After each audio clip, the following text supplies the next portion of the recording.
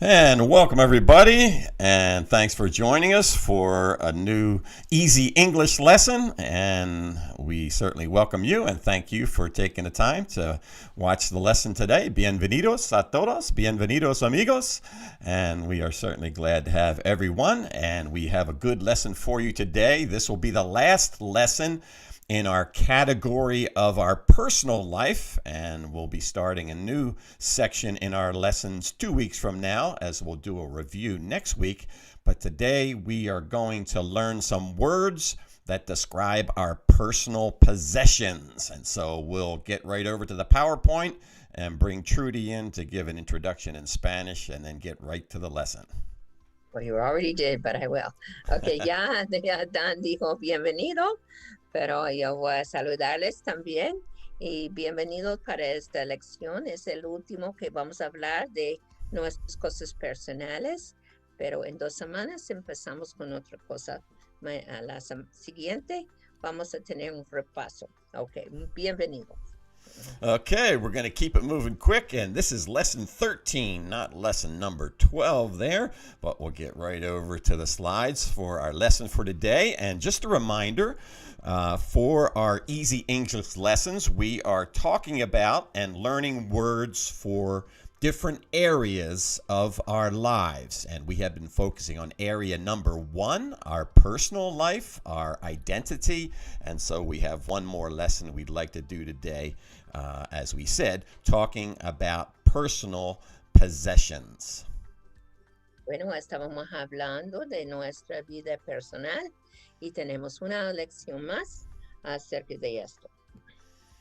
Very good. And so here's our title slide, and another way to describe our possessions is things that we own, things that I own. Entonces, hablamos de nuestras posesiones, que cosas que yo soy dueño. Yo soy dueño de estas cosas. Okay, very good. So here's the words we're going to learn for today, and we will have some other words in these categories, but these are the main words we'll be learning for today. Things that we possess. And so I'll say the words in English, and then Trudy will say them in Spanish in an introduction. So our first word is clothes. Y la ropa. I think I knew that one, la ropa. I think you did. Yep, and shoes. Los zapatos. Phone. El teléfono. Keys. Las llaves. Car. El carro. Book. El libro. Computer. La computadora. Pet. La mascota. And house. La casa. You should know most of those. Yeah, I should have those in Spanish. But anyway, it's always good for you in learning English, or no matter what language you're learning, to say them out loud. The more you speak and hear yourself speak, that will help you in learning English. And so here's our first word, a very common possession that we all have. And this is a general word, a plural word, and that is clothes. Entonces es que en general es nuestra ropa. La ropa. Okay, so you can see our friend here is in her closet, and I'm just going to bring my cursor over here and make the screen just slightly smaller, as I can see the PowerPoint image is kind of going off the edge there. Let me just fix that just for a second. All right, I think that'll be okay. All right, Good. Good. So clothes. Here's our word. And let me go back over here. And again, clothes is a plural word, and it describes many different items. And so this lady could say of this picture, these are my clothes, and my clothes are in the closet. Esta señora puede decir, estos son son mi ropa. Y también mi ropa está en el closet. Okay, so it's the word... interesting. It's not plural in Spanish. It's okay. not. It's not. No, it's not. Yeah. Yeah. And Okay. so, again, clothes describes many different articles of clothing. And so we'll look at some of the most common words that describe those different articles. Entonces vamos a hablar en particular diferente ropa. Okay, so here's the first one, which you probably know, and this is dress. El vestido. And of course, as we learned before, this is also a verb in English to describe a person putting their clothes on their body. Uh-huh. En inglés puede usar esta palabra para un verbo, para poner la ropa. But in particular, as a noun, this describes an article of clothing that a woman would wear. It would be a one-piece item called a dress. Entonces, es una cosa que una señora, una mujer va a usar, y entonces es un artículo y es un vestido.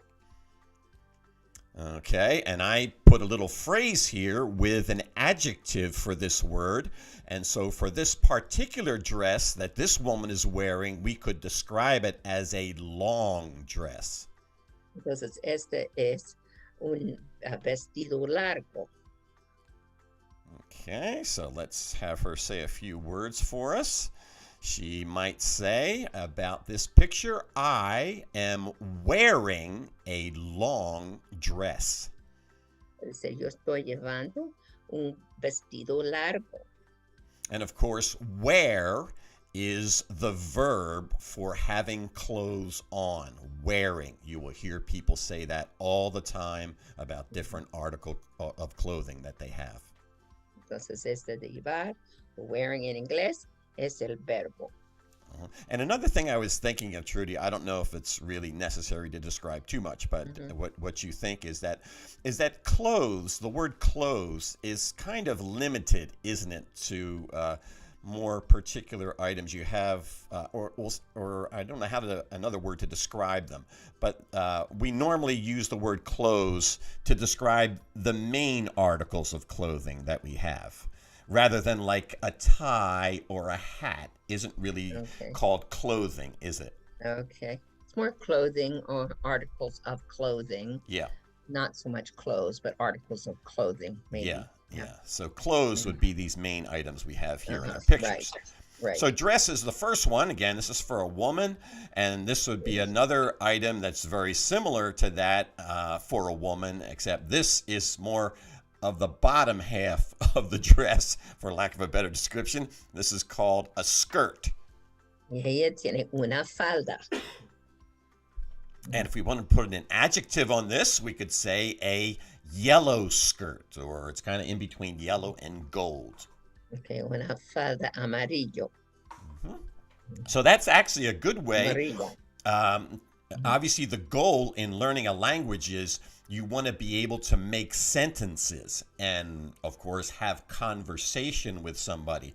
But would you say, Trudy, a good way to start is obviously with words and then put adjectives on them to make a longer phrase and make a phrase, and then that builds into a sentence. Right, that's right. Entonces, un nombre, un adjetivo, después vamos a poner un verbo y por fin puede hablar en una oración. Yes, and of course, what makes English a little bit different than Spanish in particular is very often the adjective is before the noun. That's very important. Okay, en inglés, el adjetivo viene enfrente del nombre, pero en español es al revés. Entonces viene después. And so in English, we could say the yellow skirt. But if I say the skirt is yellow, yellow is still an adjective, right? That's correct. Yeah. Predicate adjective, but it is Predicate. Yeah. because But it's normally, in the predicate part. It is an adjective, yes. yeah. But normally the adjectives are in the front. That's right. In regular conversation. So good. So Right. there's skirt. So our fashionable lady might be saying, I have a yellow skirt on. And I put it this way because this is another way people will describe what they are wearing. It's another way to describe what you have on, what you are wearing without using the word wearing. And many people will say they have something on. And it's just another way of saying they're wearing something. Entonces también puedes decir en diferente manera. Puede ser, yo me he puesto una falda amarilla. Okay. Me puso. Okay. I put on. That would be me puso. Yeah. I put on. Yeah. But again, very common way of describing the clothing or the clothes you're wearing. You have something on. I have a yellow skirt on. Okay, very good. Well, here is the top. If you're wearing a skirt, then for a female, they would wear the top part of the top article of their clothing would be a blouse. Y esta es la blusa. Yeah, and again in English, I probably say this too much, but just thinking of my Spanish friends and me with a feeble attempt to learn Spanish, is that in Spanish, of course, you want to pronounce that last syllable, blouse, but in English, it's silent, isn't it? It's just blouse, one word. La blusa, pero en inglés blouse. A word that's spelled very similar to this, a common word is house, which we'll actually learn just in a little bit. But again, it's the same construction, but you don't say house, it's house. And I hear a lot of Spanish folks pronounce that SE because obviously it's common in your language and you just translate it over. Es silente. Este final es silente. So if you wanted to describe this blouse, you could say it's a white blouse. La blusa blanca. Okay, so to make a sentence out of that, our friend could say, as she looks out the window, my blouse is white. Ella puede decir, mi blusa es blanca. And again, you could see from the Spanish pronunciation, as you say blusa. Blusa. Blusa, you can see the verbs in the English word. Sounds like a similar spelling, but the O and the U, ow, blouse. So it's just different sounds on those verbs, which that's a noun, but in the word, yeah, that's right. Blouse. Okay, my blouse is white. And again, you can see all of the sentences we're speaking from the first person. In our next section, we're going to be learning about the pronouns that refer to other people. But we're just emphasizing in this section of our personal life the first person personal pronoun. That's why we're using as much as we can in all of our sentences. I, me, my. This is something that you would say about yourself. En todo esto estamos usando el primer persona. Entonces estamos hablando de yo, mi blusa, mío. Así es porque estamos diciendo eso. Más adelante vamos a usar de otra persona, pero todas estas secciones son de personal. Okay. Yeah. So this is just a focus on the personal pronouns. Right. So this handsome gentleman here, he is wearing and yes, you are correct, shirt. Okay. Una camisa, la camisa. Camisa. And again, in English, that I verb, that I letter, I should say, has a different sound from the Spanish I, and just something you have to get used to. And it's here pronounced shirt. And we might say about this, to use an adjective, an orange shirt to denote the color. Una camisa arranjada. Yeah, and I didn't. Maybe I should have put an arrow in there, but a shirt is normally delineated by having buttons on it. You can see those little circles on the front of his shirt, of course, that tie the shirt together. Those are called buttons, and that seems to be primarily what makes something a shirt. Bueno, hasta dice la shirt. La camisa tiene botones enfrente, ¿ok? Mm-hmm. And so our friend here could say, I am wearing a orange shirt. And you know, I couldn't remember. Should I say I'm wearing an orange? No, not an orange, Okay. a orange shirt. Right. Yeah, an orange. An orange. It really, before the O, you need a N, but sometimes it's the sound. I'm wearing an orange shirt. An orange shirt should be an. Oh, it should be A-N. N. Uh-huh. Okay. Because whenever it starts with a vowel, it's an N. That's okay. But there are cases when it doesn't sound right, then even though we go against the rule, yeah. The rule is because of the vowel. So an orange shirt, that's correct. Because orange starts with a vowel, you put That's the right. N on there. Okay. But, okay, yeah, I was just... Okay, that's fine. I double clutched on that one. I had "and" to start with, and then I changed it to "a." But anyway, you get the idea. Otra lección. Otra lección. Okay, I am wearing an orange shirt. Correct. Very good. Okay. Now, this is the other form of shirt in English, and you can see this doesn't have the buttons down the front. And, of course, this is called a T-shirt. Camiseta. Mm-hmm. And so for this little boy, he might have a blue T-shirt. Okay, and it's a camiseta azul. And he could say 2 sentences. I am wearing a blue T-shirt, or my T-shirt has a soccer ball on it. Okay, puede decir yo estoy llevando una camiseta azul o mi camiseta tiene una bola de soccer encima. Mm-hmm. So he's just giving you a little bit more information, but that always helps as you go along to try to build on your knowledge and your ability to be able to say something. So he's giving more descriptive sentence there in the second one. So this is a T-shirt as different from a regular shirt. You could call this a shirt. You could call it a shirt, but primarily a shirt would have buttons on it, and the T-shirt is just something you pull over your head.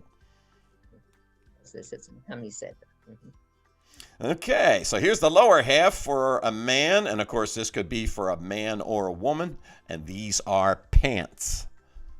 Los pantalones. And to describe these, they could be blue pants. Los pantalones azules. Yes, and not to confuse, but it looks like he's carrying his suit jacket there, so these could probably be dress pants too, but we were just using the adjective to describe the color. So he could say very basically, my pants are blue. Puede decir, mis pantalones son azules. All right, so that's easy. So I think these are very common ones that most people, some of the first words that people learn as they're learning a new language are clothing words because they're words that are commonly used. And here's another form of pants where the leg part of the pants are cut shorter, and so in English we call them shorts. You can call them los shorts en español o los pantalones cortos. Los pantalones cortos. Okay, very or good. Or you can call them shorts too. And so you can see a way to describe these shorts are their color, and these are red shorts. Y estos son pantalones cortos rojos. Rojos. Okay, and just for extra credit, what color is his shirt? He's got a T-shirt on. What color it is? What color is it? Camiseta es qué color es su camiseta. Okay. I'm sure you got it. It's yellow. Amarillo. Amarillo. Okay, so shorts. So he could say, I like my red shorts. Me gusta mis shorts rojos o mis pantalones cortos rojos. So just another common verb that's used to describe something that you possess, that you like. And so he uses it here to describe his favorite red shorts that he's exercising in. And it looks like he needs a little more exercise. Good for him. He's trying. All right. So here's a word, too, that can be used for a male or a female. And this is the word shoes. Los zapatos. You know, in a way, this is a general word for anything that you put on your feet in some aspects, but most often it's used to describe more of what we would call a dress shoe. Es como zapatos cuando sale por algo formal. So it'd be the same word for a man or a woman or for a boy or a girl. Same word. And the man might say, I am tying my shoes. Quizás que yo estoy arrancando no sé exactamente, mis zapatos, and mis zapatos son negros. We also call those are heels in English, and in Spanish, tacones. So heels, that's another word in English for, of course, for the women's shoes. They have heels, and in Spanish, tacones. Okay, all right. So my shoes are black, the woman could say. And so again, just common expression and descriptive sentence for what she is wearing on her feet. Very good. Okay. And this is a type of shoe that almost everybody likes to wear, especially kids. And of course, these are called sneakers. Los sneakers, I think. Oh, tenis. Los tenis. Tenis. Mejor. Yeah. Maybe. Yeah. Okay, so of course these are most often used for sports activity, but people like to wear them all the time. Very comfortable to walk in and very colorful too. And nowadays you can get them in all kinds of styles and colors and also pay mucho dinero. But new sneakers. I was thinking probably more for deportivos who like sports shoes, but Yes. I hear lots of people saying tenis. I hear lots of people saying sneakers, but I think deportivos is better for sports shoes. Okay. Zapatos deportivo. Y estos son nuevos estos. So the English word has just kind of been brought over into Spanish, sneakers. Lots of times. That's interesting. Correct, yeah. And it kind of gets into the vernacular. So that's interesting. That's right. Okay, so it looks like she's quite proud of her new sneakers. All right. So she could say, I have new sneakers, or I bought new sneakers. Yo tengo tenis o zapatos deportivos nuevos, o yo compré zapatos deportivos nuevos. Yep, and of course the common verb have, which we learned before, is very often describing something that you possess. It is yours. And so the little girl has new sneakers, and her mom probably bought them anyway. Tiene como tenis, pero quizás la mamá lo compró. Okay, very good. Moving right along. This is a very common possession that most people have now, of course, and this is a phone, or otherwise known as a cell phone. Teléfono celular. Okay, and so to put a sentence to this word, she could say, I am talking on my cell phone. Estoy hablando en mi teléfono celular o en mi celular. And of course, another common way to express yourself when you're on the phone is also describe who you are talking to. So she might say, I am talking to my sister. Puede decir también, yo estoy hablando a mi hermana, mi amiga, cualquiera. Yeah, and it used to be when cell phones were new and first came out that when you talked about a phone, very often it was a phone that you had in your house with a long cord. But now cell phones, I think, have pretty much taken the place of almost every other phone, so sometimes they're just referred to as a phone. Right. Okay, here's another common item and possession that's very important. It's actually something that you use to access other important possessions that you have. And this, of course, these are keys. Okay. Llaves. Llaves para la casa. Llaves de la casa. And in English, that would be house keys. And of course, the S makes it a plural, house key or house keys. La llave, las llaves. I made him the picture for somebody having keys to their house because many people now with these new cars, they don't even have keys. It's all remote control push buttons. So keys may be a distant memory when it comes to cars in a few years. You won't lose them. No, that's true. Very true. That's a good point. Keys are something that often get lost. So this person could say, I am holding my house keys, or these are my house keys. Es decir, que yo tengo mis llaves de la casa en mi mano, o estos son las llaves de la casa. And of course, the word hold, the verb hold, means to have something in your hand or in your arms. Common word to hold something. All right. Como tengo. Okay, good. So here's a little Bible verse we wanted to get in here that uses our word keys. And this is a very significant verse spoken by the Lord Jesus in the last book in the Bible, in the book of Revelation. Y esto es un versículo de la Biblia, es en el último libro de la Biblia, Apocalipsis. Yep, and of course, keys in the Bible are symbolic of authority and control.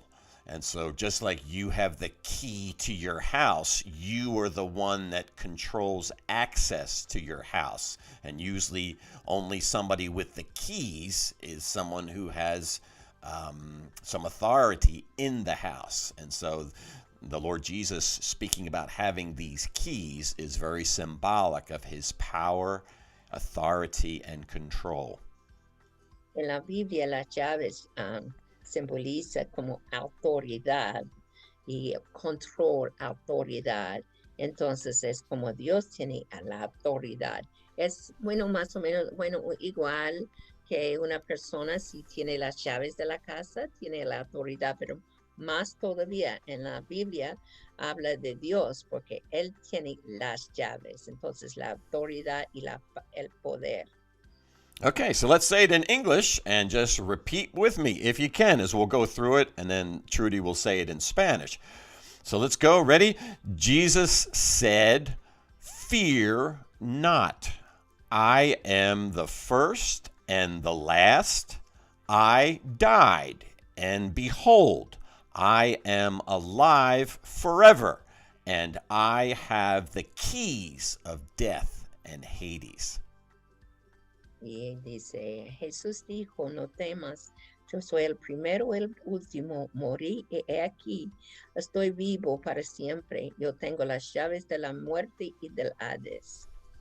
So that is very significant, and you can see in that verse the word I, the personal pronoun. The Lord Jesus is talking about himself in 4 different ways. Entonces puede ver también yo. Entonces él está hablando de sí mismo en 4 maneras diferentes. Dice, yo soy, yo morí, yo estoy vivo. Entonces yo tengo. Entonces él está hablando de sí mismo en 4 diferentes maneras en el versículo. And so when he says, I am the first and the last, he's really telling us about his identity. And that is a description of God from the book of Isaiah in the Old Testament. So when he says, I am the first and the last, the Alpha and the Omega, he's telling us that he is God. Entonces, cuando Jesús dice que yo soy el primero, el último, el alfa y el omega, que él está diciendo Él es Dios, porque si es el primero y el último, Él es Dios. So if that tells us who he is, when he says, then I died, he is describing what he has done. And of course, he's talking about his death for us on the cross at Calvary. Pero estaba hablando de su identidad cuando él dijo, yo morí.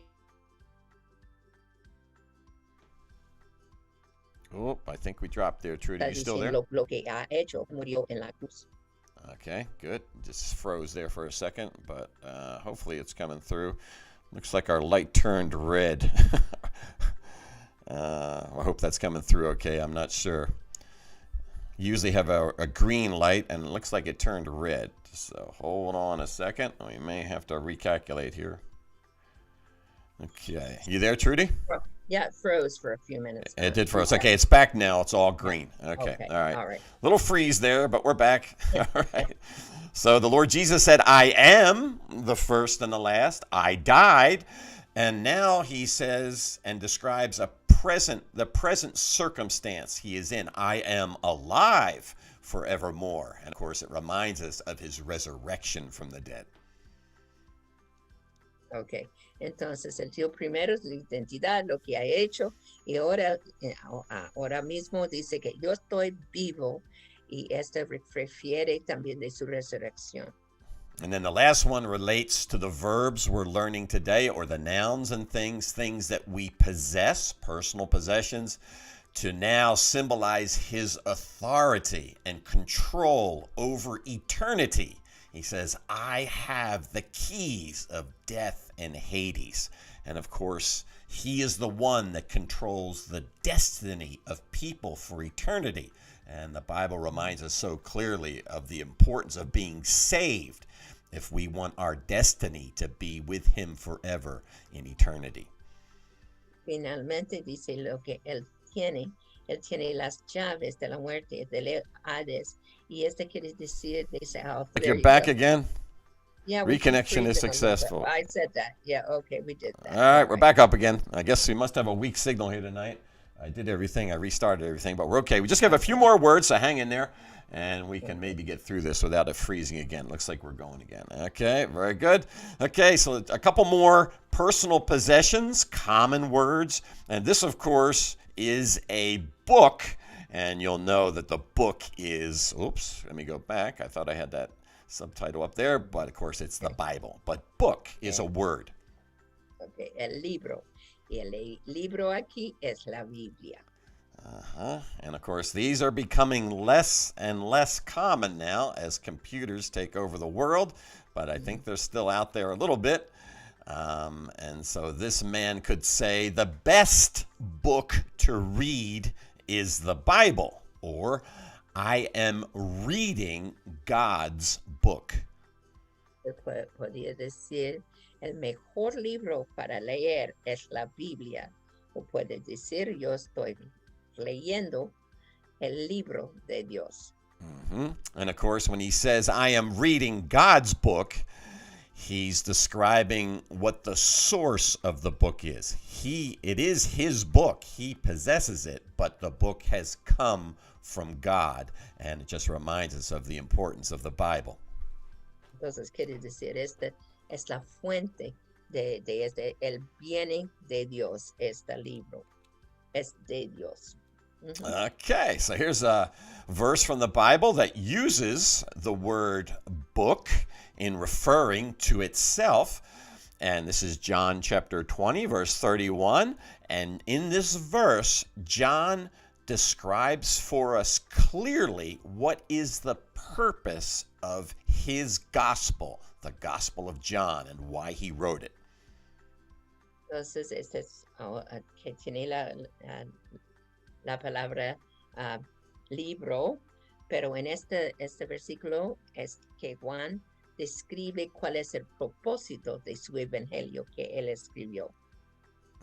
And so you can see, as we'll read this verse, that its purpose is not just to make us feel better, to give us some instruction and guidance, although the Bible can do that. But the main purpose of the Bible is that we might believe its message about Jesus, and that by believing in him, we will possess another one of the most important possessions you could ever have. You might possess eternal life.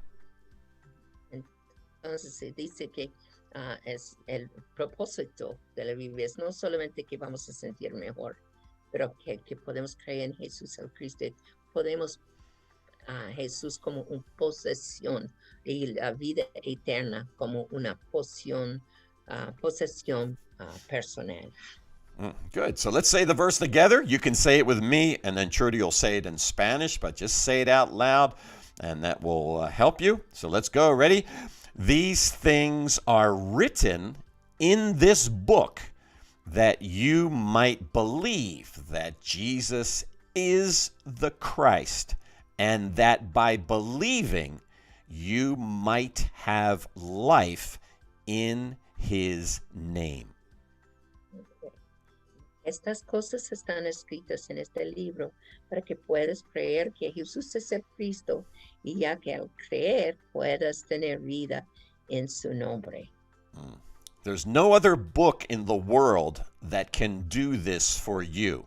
Books can inspire you. Books can instruct you. Books can entertain you. But no other book can give you spiritual life. And that's what the Bible can do. Este es el único libro en todo el mundo que puede darle vida eterna. Hay otros libros que, por supuesto, pueden inspirarle, educarle, ayudarle, pero es el único que puede darle la vida eterna. And that is the purpose of the Bible. And if you read it and don't believe it, then you'll never get the great blessing that it has for you. But thankfully, we have it. Okay, good. So just a couple more. And of course, this one is computer or laptop. La computadora. Okay, good. So laptops are probably the most common type of computer. And so that's why I put that word in there as well, that most people use for their personal computers. And so this lady might say, I use my computer every day. Ella puede decir que yo uso mi computadora todos los días. Or she could say, I am using my computer, or I am using my laptop. Ella puede decir que estoy usando su computadora o su laptop.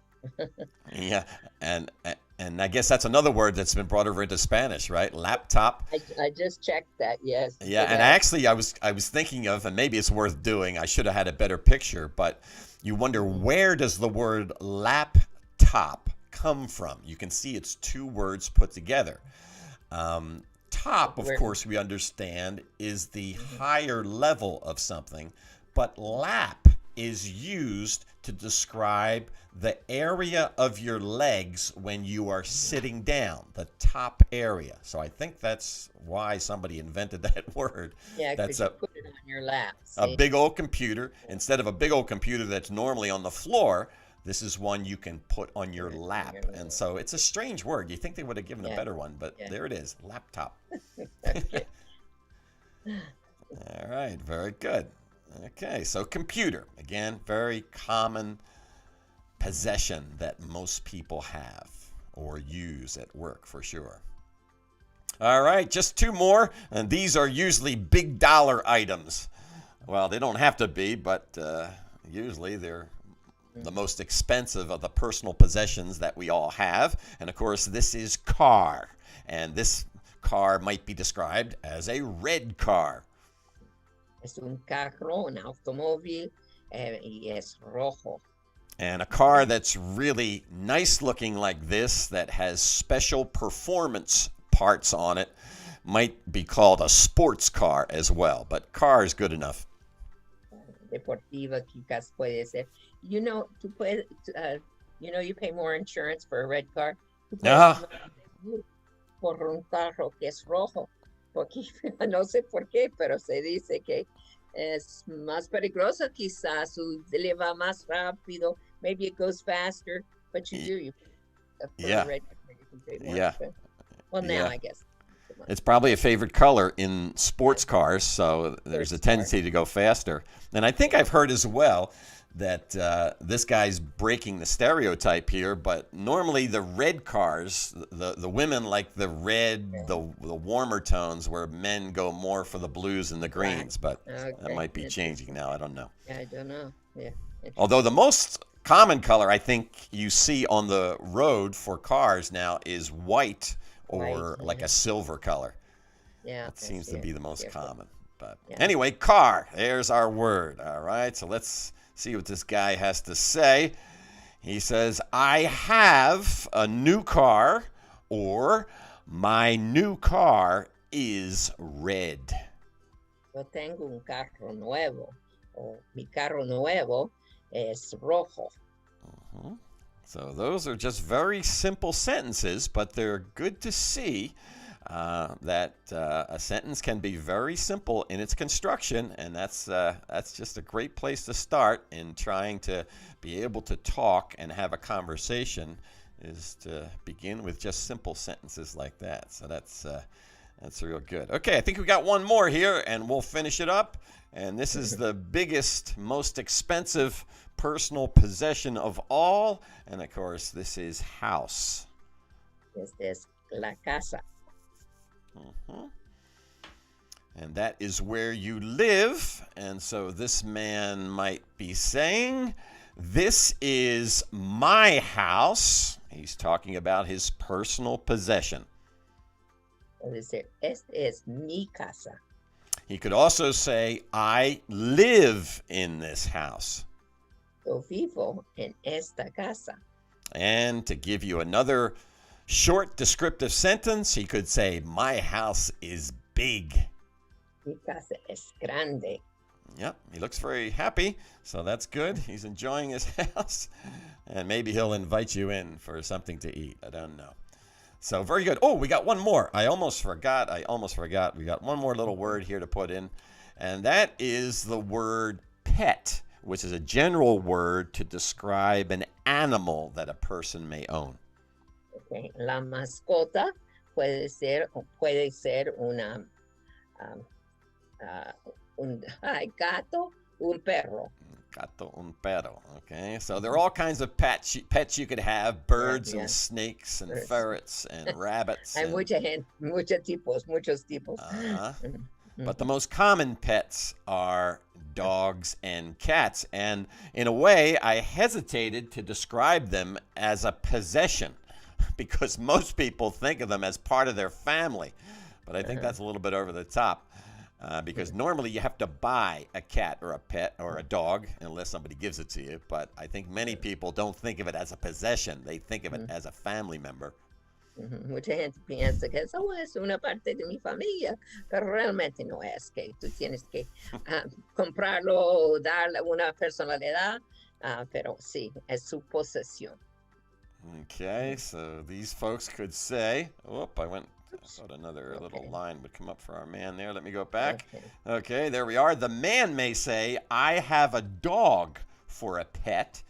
The lady may say, my cat has green eyes. And they both could say, dogs and cats are good pets. Okay. Él puede decir, yo tengo un perro por mascota. La señora puede decir, mi gato tiene ojos verdes, o puede decir los perros y los gatos son buenas mascotas. Very good. Okay.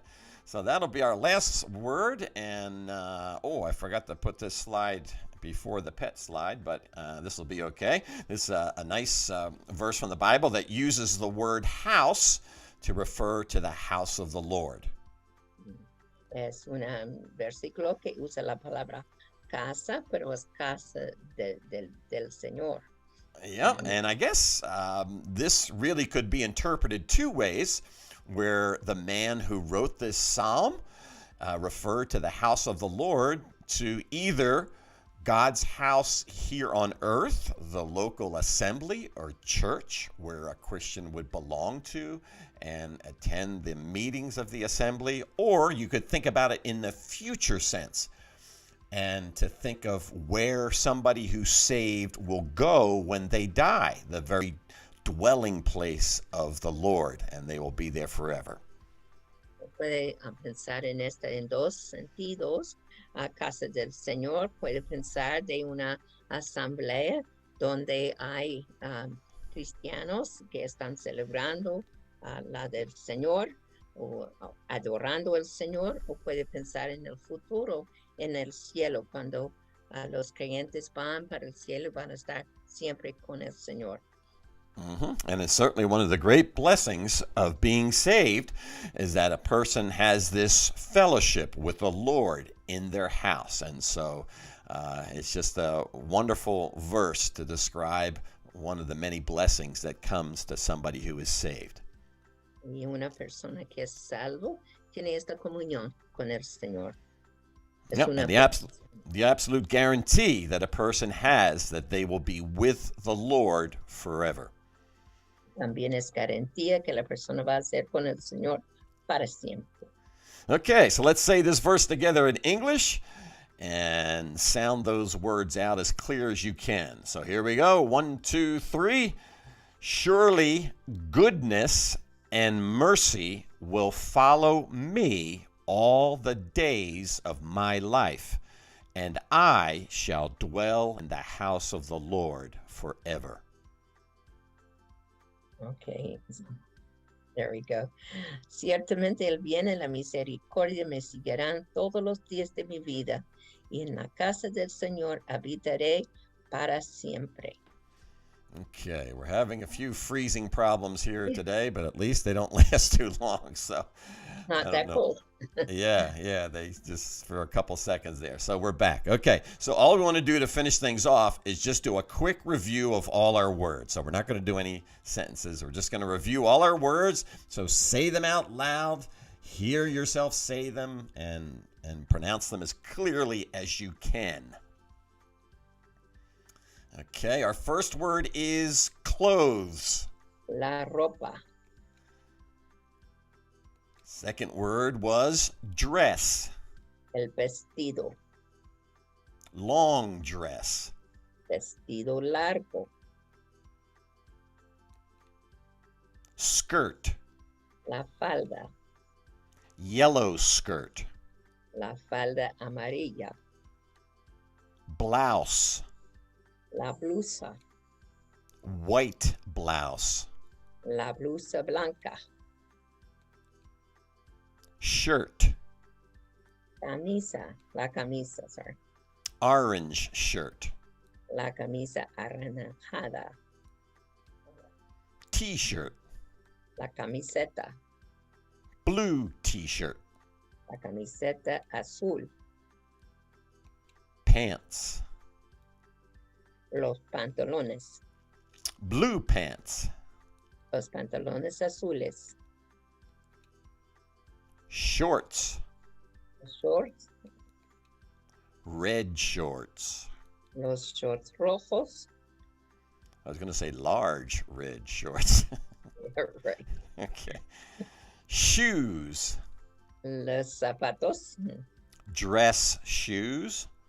Los zapatos formales. Now, let me go back there for just a minute, not to confuse you, but this is what makes English so difficult, because look at that word. It has the vowels O and then an E, and yet it sounds like a U. Shoes. It's not shows. So this is the complexity of English, but keep trying. You can do it. Shoes. Look at dress shoes. Yeah. Dress. Yeah, right. Okay, so this is sneakers. Okay, los zapatos deportivos, los tenis. New sneakers. Los tenis nuevos. Computer or laptop. La computadora, laptop. Car. El carro. Red car. El carro rojo. House. La casa. Pet. Dog, cat. La mascota. I keep wanting to say this in French, sorry. El perro y la gata. Okay, very good. All right, well, that'll wrap us up for today. And so I hope those words are helpful to you to describe some very common possessions that we all have. And I hope they will help you in your quest to learn English and add those to your vocabulary that you might be able to use in a sentence and describe to others some things that you have. Okay. Bueno, ojalá que le ayuden cuando está aprendiendo el inglés y usa estas palabras y estas oraciones también cuando está tratando de hablar en inglés. Great. So, again, we thank you for watching the Easy English lesson for today and hope you can join us again next week. And we hope to, Lord willing, do a lesson, a review lesson, as we're going to be moving on to a new section. So we're going to do next week a review of many of the words that we learned that describe things in our personal life. Entonces, la semana entrante, que vamos a tener un repaso de muchas de las palabras que aprendemos en las semanas anteriores. Okay, so we'll say good night, and we hope you have a great evening and the remainder of the weekend, or whenever you might be watching this, you'll enjoy your day. And we hope to see you next time for another edition of Easy English. Bueno, que muy buenas noches y esperamos de verle otra vez. Adios. Adiós.